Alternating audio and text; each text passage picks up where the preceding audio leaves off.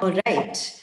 For our next session and a very pressing topic, extremely relevant to the current times, finance modernization, building the next generation digitized finance. I would like to call Mr. Ramkumar Balasubramaniam. He is the head of finance Middle East of Barclays Bank. Ram is a finance thought leader with close to 2 decades of progressively senior experience. He is analytical, adept at telling the story, and inspiring data driven decision making culture. So, over to you, Ram. Thanks, Mitsu. Hello. Good morning, everyone. A very warm welcome to all of you. Thank you for joining me for this session. Today, these are interesting times that we find ourselves in. In the midst of the COVID-19 crisis, finance is at the center of the decision-making process, driving key decisions. These are also interesting times because of the new buzzwords that we hear. Digitalization, modernization, robotics, automation, and so on. How do we ensure that the finance function, which is so successful today, remains relevant in the future? In short, how do we make the function future-proof? Let's discuss.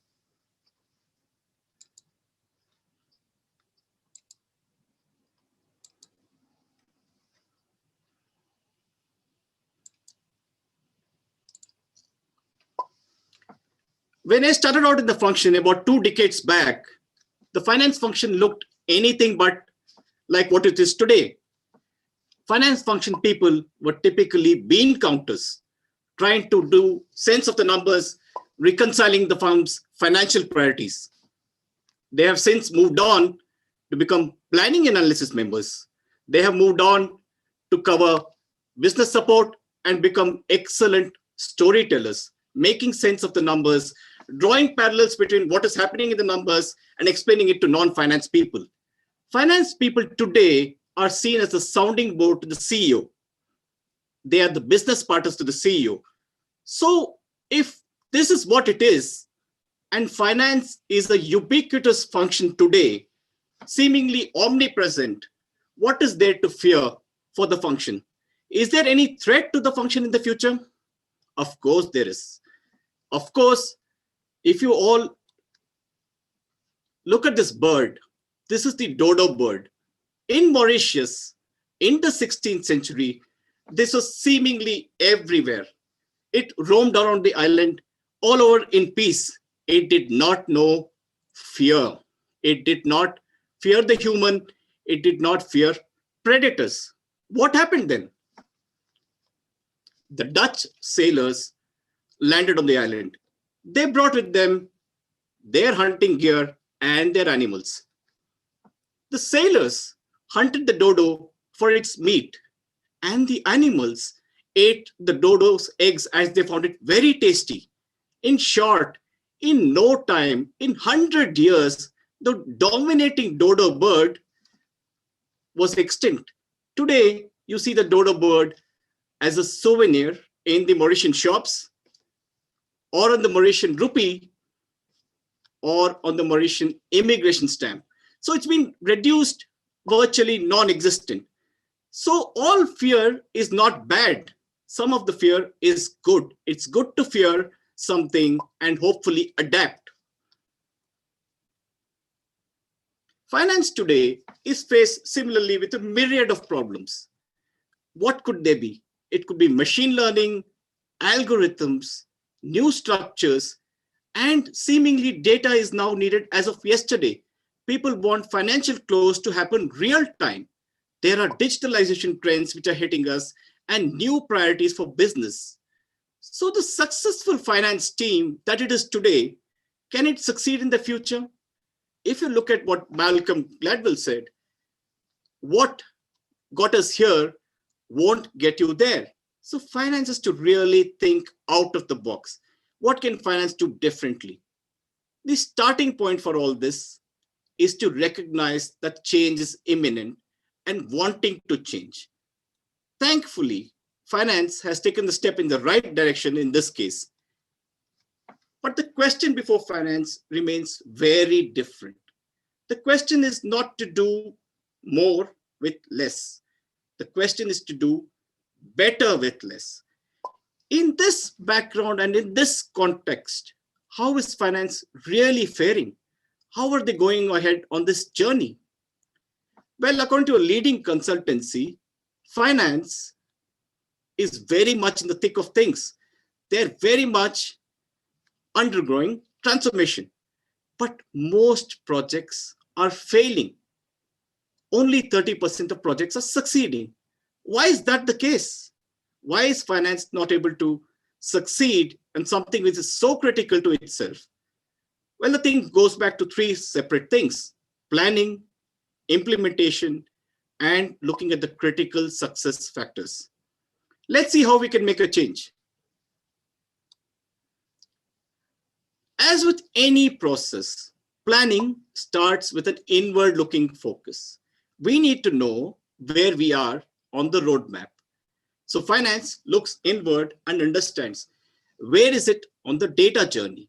Where is it on the resources and the people? Where is finance when it comes to systems? What are the shortcomings?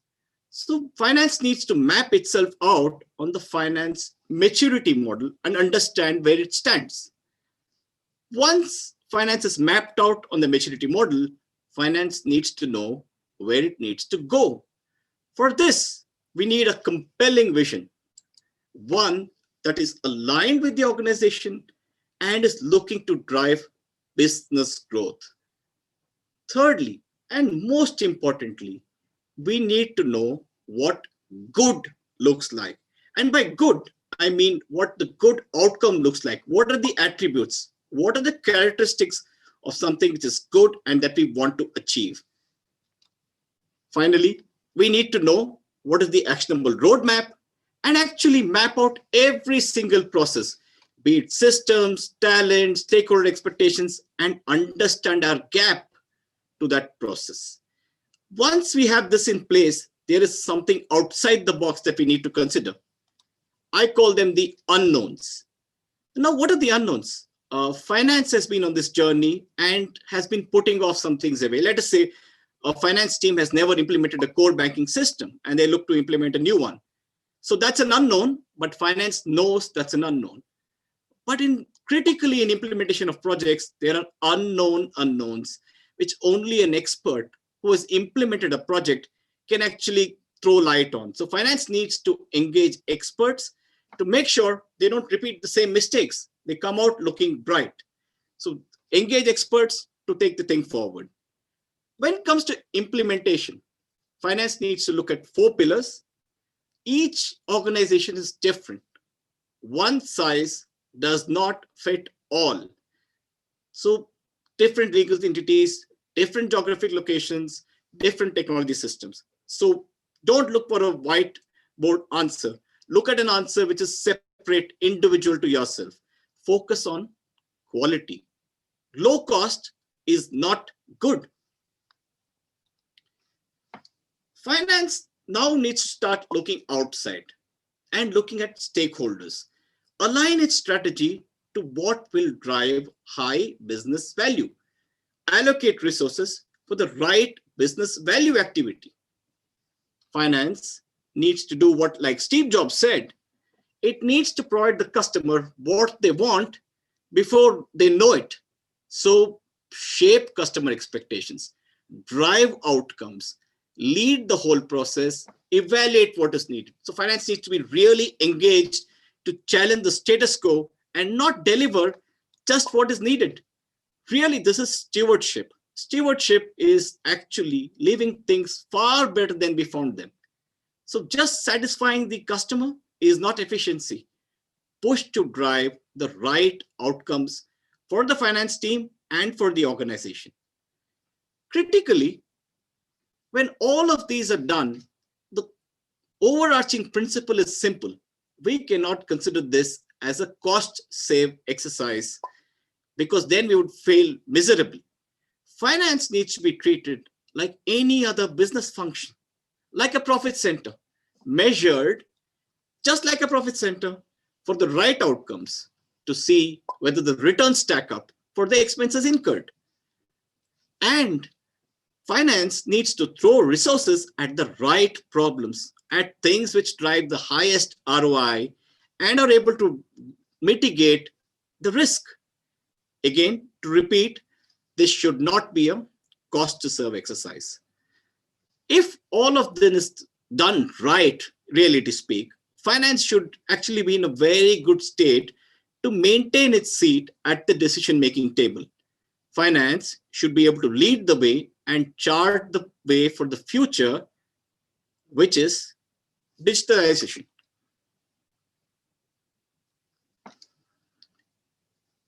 Well, this is Deming, he of the Deming Prize, who said, "In God we trust, all others bring data." It's very true. Data-driven decision-making is key. And it was key 100 years back. In fact, data proliferation is now complete if only Deming were alive today. We have all forms of data today. We have structured data, we have unstructured data, data which can be put together in particular formats, in particular strings, sheets, data which can be stored easily, data which cannot be stored easily, data coming from images, audio, video, and whatnot. And how does finance make sense of all of this? It is a real challenge for the function, and one in which finance finds itself at a crossroads. What does finance do from here? It has really two choices: embrace the culture and move along, or risk being left behind. It really, luckily, has a seat at the decision-making table to chart its course and actually embrace the culture. But if finance were to deter and to let this opportunity pass, the function could look very different from what it is today. Let's look at a scenario 3 years hence, when finance is actually overrun by digitalization. Its headcount could be far lower than what it is today. Processes could be automated and streamlined, and finance totally out of the loop. Robotics could lead to more efficient processes. Finance could be reduced to specialists in IFRS, tax planning, regulation, or risk management. Also, traditional finance processes like financial close and other things could be taken over by somebody like IT. Decision making then would be driven by other people who are leading the whole process, and the planning critical exercise of finance could be overtaken by operations. In short, finance becomes a small center of excellence, providing support when called for and actually staying behind and not leading the way. This is not the way to look at things. This is not something to fear. This is an opportunity to actually make good. When it rains, put out the bucket and not the thimble, like Warren Buffett said. So finance needs to lead the way. How can finance lead the way? What can they do about this? The first thing is culture. If the organization does not have a culture which embraces data or information-driven decision-making, there is no point in embarking on this digital journey. It really is futile. But once this is grounded, finance is a good opportunity to drive the organization forward. And how can finance do that? It can become a leading pioneer of digitalization. Yes, headcount in the finance function could reduce, but marginally, we could look at reallocating resources to other jobs. Finance can analyze digital trends and actually develop the target vision for the company. And finance, since it's leading the way, will actually act and tell people what to do and not react. So not being receptive, being proactive. Finance then leads the roadmap, runs the analytics department, drives the decision making from the analytics department, and planning is almost seamless, real time. So this is a real opportunity for finance to seize the day and lead the way for the organization. What would be the operating model for something like this in the new finance world? The focus now has to shift to the external stakeholders. It has to be outward focused and deliver outcomes for what they want. Team structures would be very different. What would teams look like? We would not have the traditional teams that we have today. It needs to be a pretty much a flat structure, networked teams, about to be people who can be called on demand. Also, this needs a different kind of mindset, what I would call a project mindset. A project mindset is one where you're looking to solve problems in the immediate future and not put it away. So we need to have an entrepreneurial kind of team and a project mindset team. So this will go a long way in delivering a new agile model. But most importantly, the teams and the roles that they play will not be what we have today. The roles will be very different. We are unlikely to have teams like financial planning and analysis, financial control, treasury middle office, and so on. Teams are likely to be like this: a core team which does specific transactional activity, one which is day-to-day activity. It could be revenue management, bookkeeping, accounting, and so on. That would be the core team which does the operational activity. We could have a team of specialists in a center of excellence, specialists who are tax specialists, IFRS 9 specialists, and so on. These would be called on for solo roles, specific support as and when needed. The problem solvers are what I think of or call as an IT bench. They're people ready with the skill sets to solve problems as and when they arise. So they could attack any pressing business challenges as and when needed. Finally, the leader for this whole process will be the value leader. Somebody who is able to synthesize the whole process, who's able to make sense and address the most pressing business challenge and opportunities, the value leader. The new structure of the finance team should be really solid enough to solve any problems in the digital age. How does whatever finance do today look very different from tomorrow? Today, finance looks at solving immediate problems. In the future, in the digital age, finance needs to look at what adds economic value, what drives shareholder value. How do competitors perform? Can we predict their behavior? Can finance not only run performance management, but actually come up with actions and go ahead and implement those actions? Can they take the lead in all these processes? Can finance be a leading adopter of digital technology and actually help others adopt the technology? Finance leaders need to walk the talk. They need to really lead the way in adoption, learning new skills, and in actually rewarding the right behavior. If we do all this, I am pretty certain we will make finance great again. Thank you. I'll take any questions now.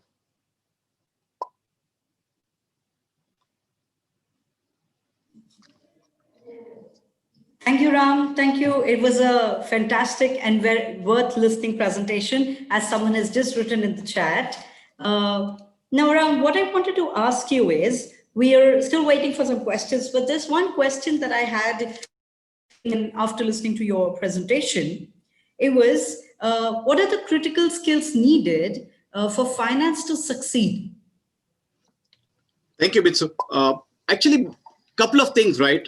Today, we have finance specialists and we have people who have the right finance knowledge and are able to sort of apply it in the workspace.